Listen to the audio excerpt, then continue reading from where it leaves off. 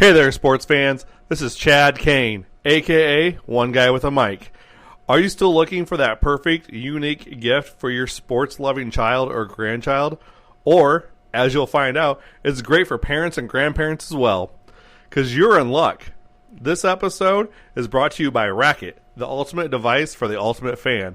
It's perfect for any time you need to make some noise.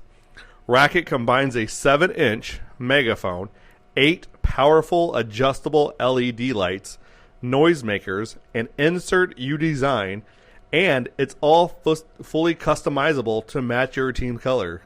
The coolest thing about this product is the founder. JJ Abraham was the ultimate cheer dad, following his daughter's cheer group and around the country.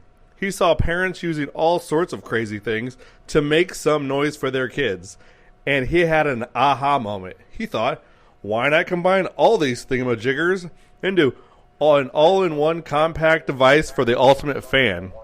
JJ and his team worked 3 years on developing version after version, finally landing and arriving on RAKIT. That's RAKIT. So you can make some noise and cheer and be part of the action. So get out there, let's get loud. Bring a RAKIT to your next game or competition to cheer on your favorite team or athlete. You can customize your RAKIT with your own logos, drawings, and names. Get beads to match your team colors. Flashing lights add to the excitement. Are you ready to make a RAKIT and be part of the game? Each RAKIT pack comes with 1 RAKIT megaphone, 1 lanyard to keep a hold of this thing, 2 scratch-resistant bead packs, 1 clear and 1 color of your choice, and a 10-pack of customizable self-adhesive inserts. Currently on sale now for $24.99. To pick up your RAKIT today, head to myrakit.com. That's RAKIT.com. Now get out there and make some noise. Now it's time to take a sports break, a look at sports history on a daily basis.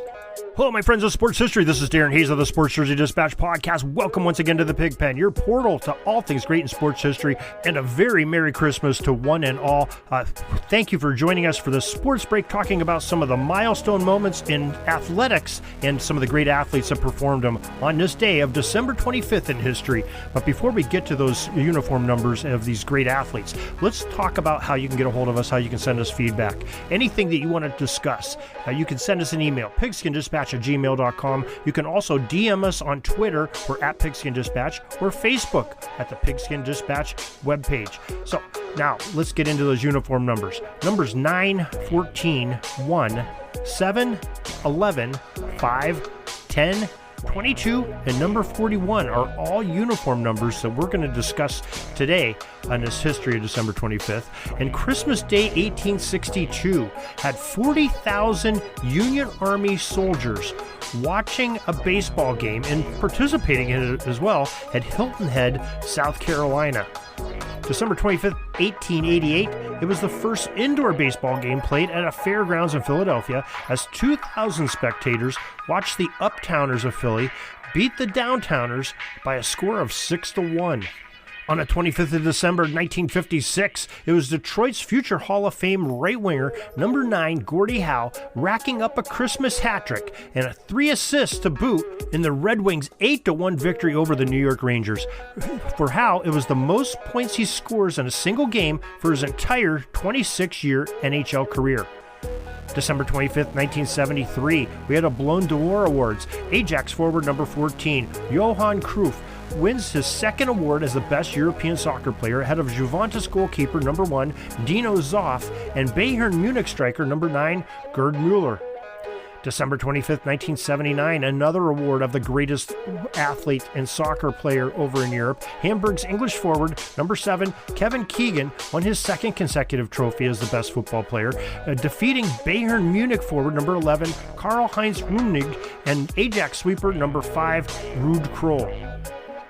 In 1984, on the 25th of December, Ballon d'Or Juventus French midfielder number 10, Michel Platini, was named as Europe's best football player for the second consecutive time as he beat Bordeaux midfielder number 14, Jean Tijana, and Verona striker number 10, Preben Elkjar.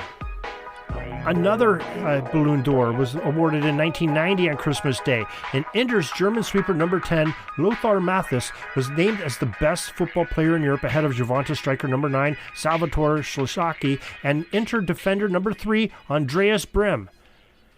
On December 25th, 1995, we had a special NFL game as the Dallas Cowboys running back number 22, Emmitt Smith, the NFL leader in rushing eventually, scored on an NFL record 25th touchdown of the season in a 37-13 victory over the Arizona Cardinals, a team he would later play for at Sun Devil Stadium in Tempe, Arizona. And finally, in 2020, on December 25th, New Orleans running back number 41, Alvin Kamara, equaled the legendary runner number 11, Ernie Nevers' 1929 NFL record of 6 touchdowns in a match of the Saints' 52-33 victory over the Minnesota Vikings at the Mercedes-Benz Superdome down there in New Orleans. Now, that is just some great sports history that's happened on Christmas Day. There is so much more that you can enjoy.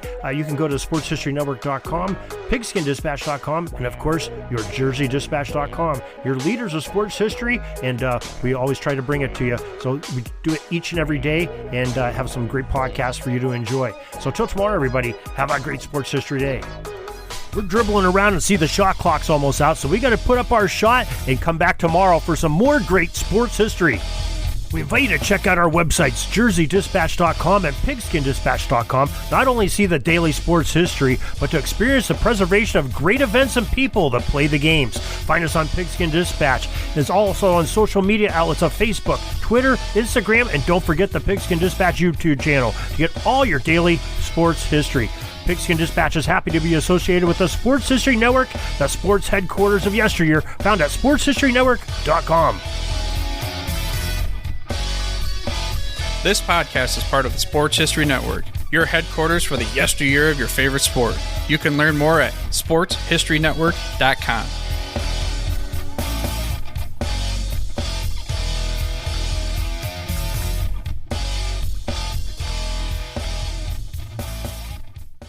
Hey there, sports history fan. This is Arnie Chapman, a.k.a. the Football History Dude, and I hope that you enjoyed this recent episode presented by the Sports History Network and were able to learn some good old-fashioned sports history knowledge nuggets. I started the Sports History Network back in 2020 with the mission to help podcasters find a community of like-minded sports history nerds, as well as helping aspiring podcasters to start their own shows. We have a little bit over 30 shows on the network right now covering all sorts of sports history, but as far as I'm concerned, we're just at the toothpick in the ocean moment, that can't even figure it out because there's so much more coming. We wanted to create the ultimate headquarters for sports yesteryear, starting with Podcast Network and our website, but we're going to continue to move into other mediums as well. And here's the cool part, because we want you to be part of our team. So if you're interested in starting your own podcast, or maybe being a guest on one of our shows, or who knows, maybe even writing an article for us over on the website. Seriously, all you gotta do is reach out to us on the contact page over at sportshistorynetwork.com. You can be as technologically savvy as a Neanderthal tapping on a stone trying to figure out this whole hieroglyphics thing back in the day. Again, it doesn't matter, because even if you don't understand the whole podcast space, we have a production team that can pretty much help you out with doing everything. All you gotta do, head over to sportshistorynetwork.com, head to the contact page, fill it out. That message goes right to me, and I'll reach out to you as soon as I can.